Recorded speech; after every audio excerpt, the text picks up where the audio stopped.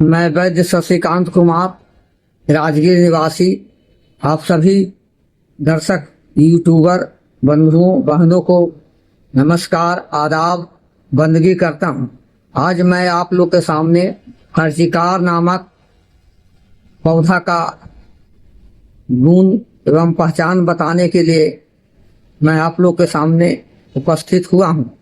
देखिए, हर्षिकार इस तरह का पौधा होता है। इसका पत्ती चना के सदृश होता है। फूल पीला, देखिए इस तरह से फूल पीला होता है।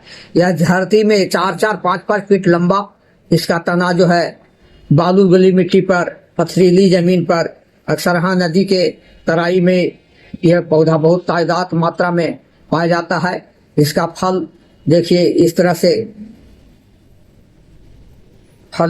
होता है। इसमें 4 भाग में 4 फल इसमें होता है। सब लगा हुआ रहता है। इसमें कांटा होता है, चारों कोना पर कांटा होता है। इसके फल के चारों तरफ कांटा होता है। 4 भाग में होता है। हर्षिकार इसीलिए इसका नाम है कि हाथी चिघारना, मतलब देखिए इस तरह से इसमें कांटा नुमा फल होता है। इस तरह से इसे हाथी चिगार इसलिए कहा जाता है कि जब हाथी बहुत पागल हो जाता है, बहुत बदमाशी करना सब लगता है, इधर दौड़ धूप करके किसी पर हमला करना शुरू करता है, तो इसके इस बीज को जिधर हाथी दौड़ता है ना, उस तरफ इसको चीट दिया जाता है। हाथी का पैर गुद्दे नुमा होता है, उसमें यह कांटा जो है इसका नुकीला, ये बज करके उसके नुकीला जो कांटा है उसके पैर में सम जाता है और हाथी से निकलता नहीं है। और हाथी बहुत तेज नहीं भागता है। इसके गड़ने के बाद वह चिघारता है, इसीलिए इसको हाथी चिघार, हर्षिकार इसका नाम है। हाथी चिघारने का काम करता है इसके पैर में गड़ जाने के बाद, इसीलिए इसको हर्षिकार, हाथी चिघार से हर्षिकार इसका पौधे का नाम है। पहचान देख लीजिए, फल, पत्ती, फूल हल्का चना के बराबर सदृश पीला होता है। पत्ती भी चना के बराबर होता है, लेकिन चना का पौधा ऊंचा होता है, इसका पत्ता जमीन पर लेटा हुआ रहता है। देख लीजिए फिर से। अब मैं इसका गुण बताऊंगा। देखिए फल, इसका चारों कोना पर फल में कांटा है, इसको छींट दिया जाता है तो हाथी के पैर में गड़ जाता है।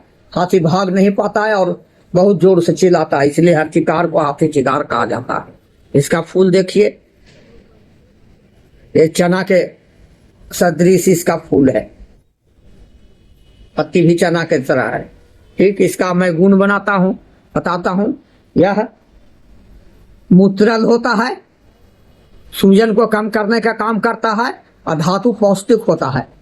जिन भाई बंधुओं को किडनी में किसी प्रकार सूजन हो गया है या पेशाब कम मात्रा में निकल रहा है, पेशाब में यूरिया का मात्रा ज्यादा हो गया है, जिसके कारण आपका ज्वाइंट पेन, गठिया बाता की तरह हो गया है, इसके फल को ला करके पाउडर बना करके 1-1 चम्मच प्रतिदिन खौला करके चाय के सदृश इसको पीने से, खाने से या पाउडर बना करके फाँक करके गर्म पानी पी जाइए तो सारा पेशाब आपको शरीर से बाहर निकाल देगा और यूरिया का मात्रा जो भी पेशाब वगैरह में है उसको निकाल करके आपका सूजन जो है, दर्द ज्वाइंट पर जो होता है, ये सबको कम कर देगा।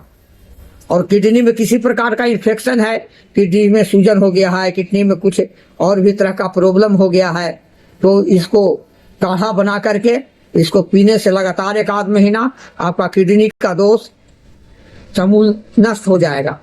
तीसरा है धातु पौष्टिक होता है। इसके फल को ला करके सुखा करके पाउडर बना लीजिए। जितना इसका फल का पाउडर होगा उतना ही आप मात्रा में जो है मिश्री मिला करके रखिए और 1-1 चम्मच सुबह शाम गाय के दूध के साथ पीजिए। इससे आपका सपनदोष, धातु क्षीणता, नपुंसकता, शरीर में बल दे करके ये जो है आपको ठीक करेगा।